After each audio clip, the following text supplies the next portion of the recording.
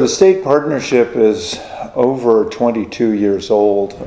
I'm really looking forward to being able to welcome more Tunisian students to the University of Wyoming.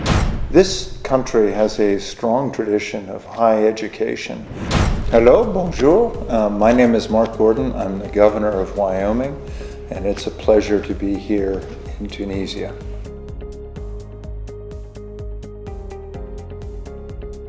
What stood out most to me was the wonderful cooperation that we have between the Tunisians and the Americans. So we had the opportunity to visit with a number of ministries that we have memorandum of understandings for academic research, and that was great.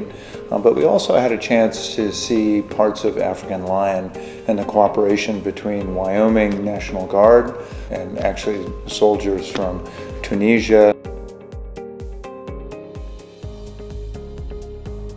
One of the great aspects of being able to study in different locations with different traditions is the ability to bring different perspectives together, to be able to understand a little bit more about the complex problems that are facing us today. When we think about hydrology, for example, what are the things that Americans can learn from the Tunisians? What are the things that Tunisians can learn from America? I think when we talk about range management, when we talk about hydrology, when we talk about irrigation, these are all areas that we have cooperative agreements on.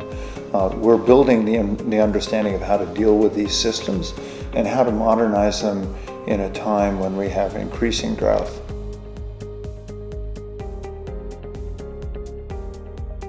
Anytime we have students and professors that are able to teach to respective students or learn from professors, it just builds the knowledge. And at this point, understanding how different systems can be managed in different ways, I think can be incredibly beneficial.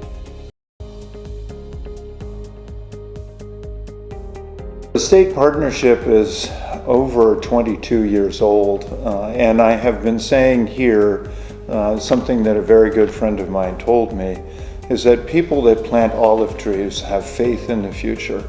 It takes a long time for the tree to grow up enough to be able to bear fruit. And I think what we're seeing today is the opportunity to harvest some of that fruit.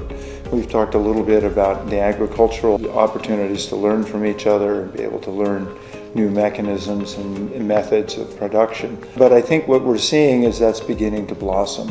It's taken a bit of time, and it all started with the military partnership that we have.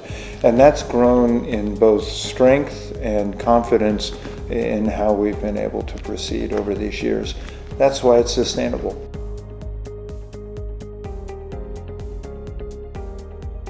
I think perhaps the greatest potential for growth is to be able to expand on the memoranda of understanding, not only in the knowledge that we have in the established areas, but be able to expand that maybe to archaeology, maybe to computer science, which we're starting to do right now. But I think these opportunities will enhance and grow.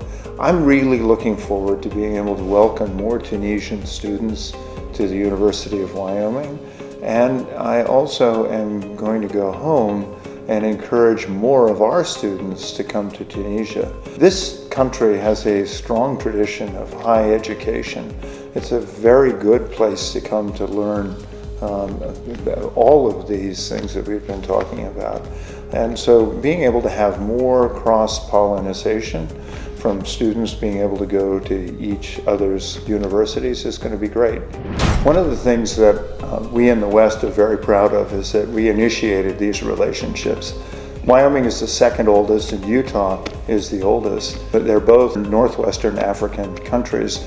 For us, it's obviously Tunisia, which is the best arrangement. For Morocco, it's Utah. And I want my friend Spencer Cox, the governor of Utah, to hear that from me.